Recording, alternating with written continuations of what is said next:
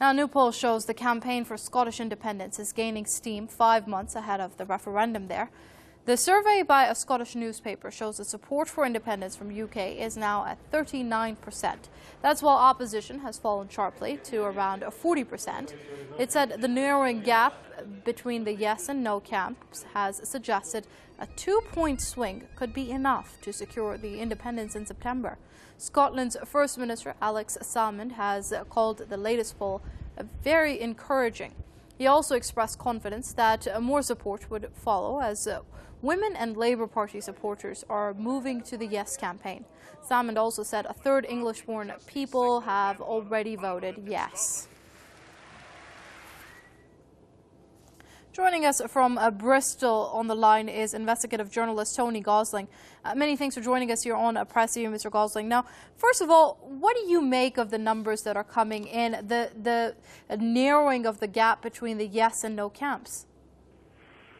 Well, it's certainly exciting, isn't it? It's getting towards a bit of a knife-edge decision here.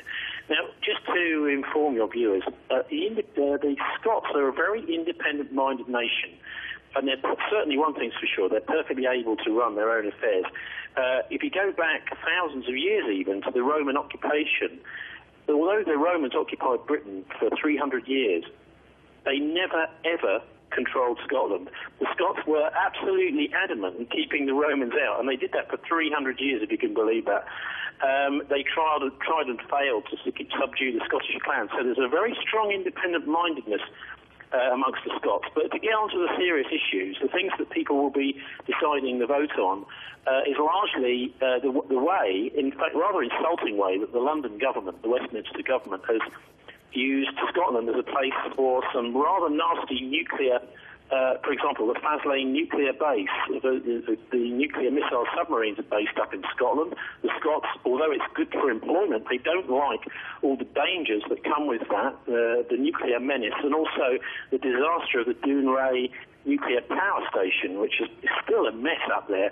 So a lot of Scots see the London government as sort of taking the mickey, really, using them as a bit of a nuclear scrapyard.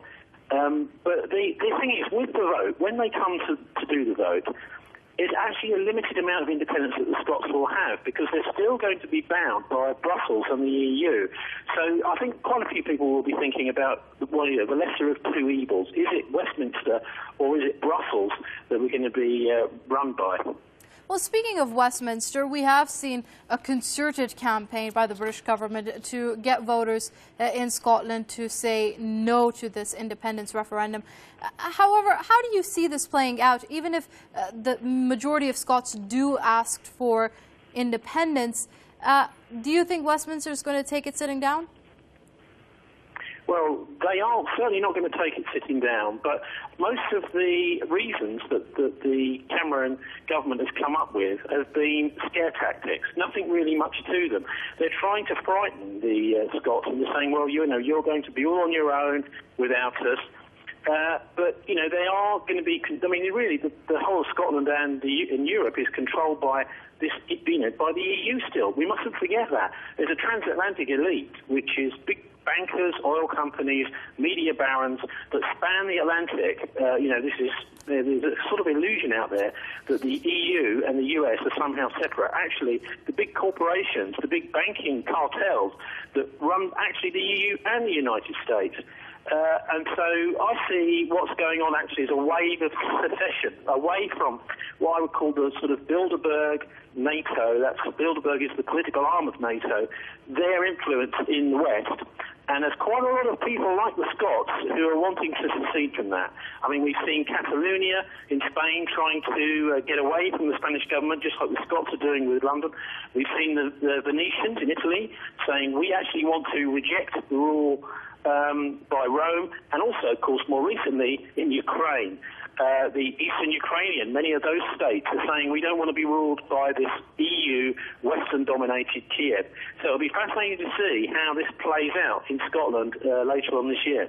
Okay, we'll have to watch this space. Investigative journalist Tony Gosling there joining us from Bristol. Many thanks indeed for your comments here on Press TV, sir.